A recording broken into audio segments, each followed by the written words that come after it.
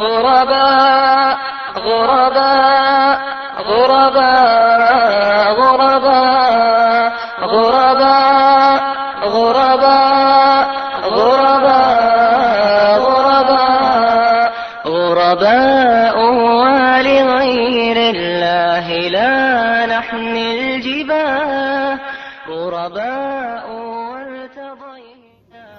أعوذ بالله من الشيطان الرجيم بسم الله الرحمن الرحيم الحمد لله رب العالمين والصلاة والسلام على أشرف الأنبياء والمرسلين سيدنا محمد وعلى آله وصحبه وسلم تسليما كثيرا akí wa káàbọ̀ sí orí àkọ́tún ètò Al-Ghurabaa níbi tá ti máa ń sọ nípa ìtàn ìgbésí ayé àwọn ànábì Ọlọ́run bá àti àwọn sàhábà.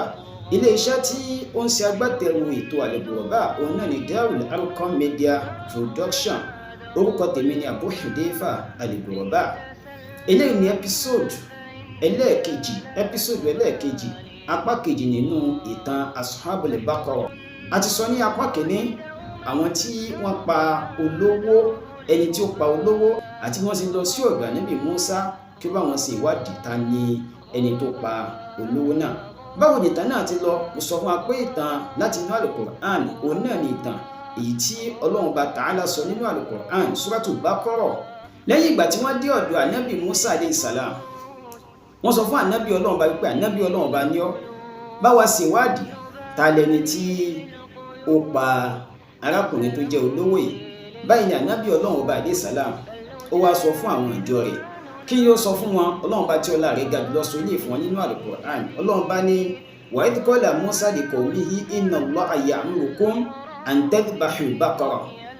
Ànábì Musa wá sọ fún àwọn ìjọ rẹ̀ wípé tẹ́ bá fẹ́ mẹni tí ó pa arákùnrin olówó yìí, Ọlọ́run bá ní kí n sọ fún yín pé kẹ́ ẹ pa màálù kẹ́ lè bá mẹni tí ó pa olówó náà.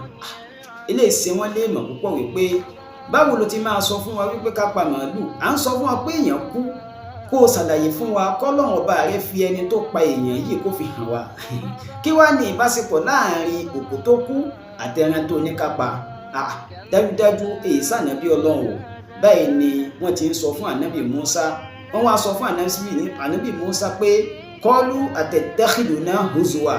Wọ́n wá sọ fún Ànábì Ọlọ́run ọba Mùsá alayhi salam wípé so fẹ́ máa fi wá sí yẹ̀yẹ́ ni, so fẹ́ máa mú wá ṣeré ni. Ànábì Ọlọ́run wá sọ fún wọn wípé qala a'udhu billahi an akuna minal jahilin.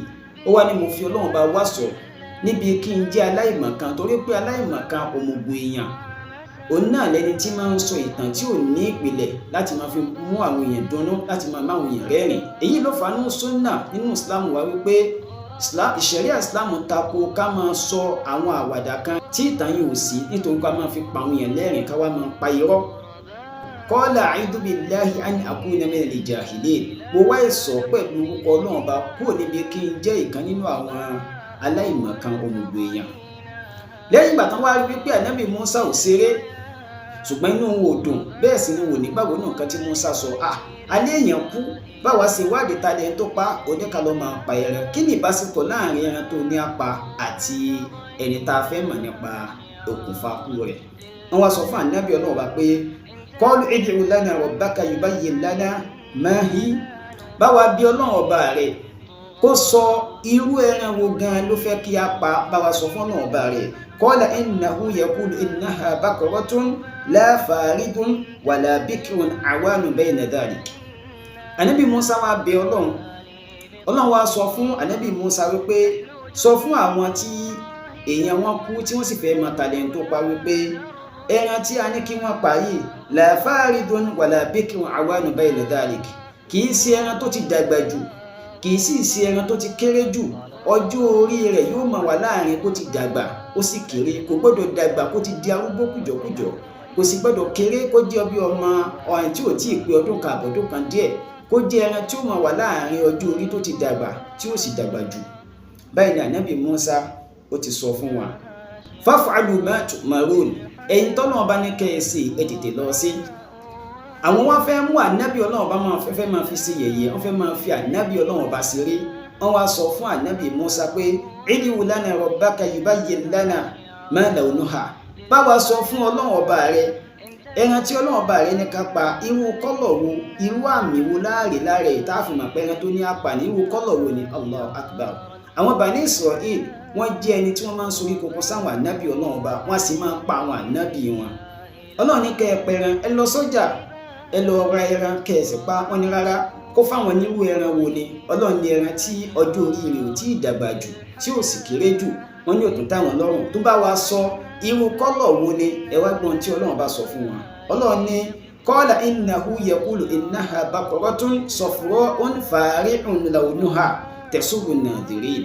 Ọlọ́run wá ní ó dáa o tó bá pé yìí lè fẹ́ mà ẹran tẹ́ pa yìí ó gbọ́dọ̀ jẹ́ wípé safra ẹran tí ó ní àwọ̀ pupa rẹ́súrẹ́sú fari'un lawnuha tasurru an-nadhirin ẹran kan tó jẹ́ wípé àwọ̀ tí ó ní ìrísí rẹ̀ yóò máa wu gbogbo ẹni tó bá ti rí kì í ṣe àwọn ẹran tó jẹ́ wípé wọ́n ti ṣiṣẹ́ wọ́n ti wù wọ́n ti ṣe wàhálà wọ́n ti wù ẹran tó yẹ pé téèyàn bá ti rí ìrísí rẹ̀ ó sì máa dá àyàn lọ́rùn. ẹ wo bí Ọlọ́run ti ń fi ìnira kún ìnira fún wọn látara pé àwọn náà wọ́n ń pọ̀ dẹni tí ń béèrè ìbéèrè lọ́wọ́ ànábì wọn. tó bá di ní apá kẹta ibẹ̀ ní àti tẹ̀wájú kí ló wá ṣẹlẹ̀ kí ni nǹkan tí Ọlọ́run padà sọ fún wọn nípa ẹran sí wọ́n padà rí ẹran náà báwo ni wọ́n ti rí sí wọ́n padà pa báwo ni wọ́n ti pa lẹ́yìn tí wọ́n pa ẹran náà tán kí ló ṣẹlẹ̀. Wassalamu alaikum wa rahmatullahi wa barakatuh.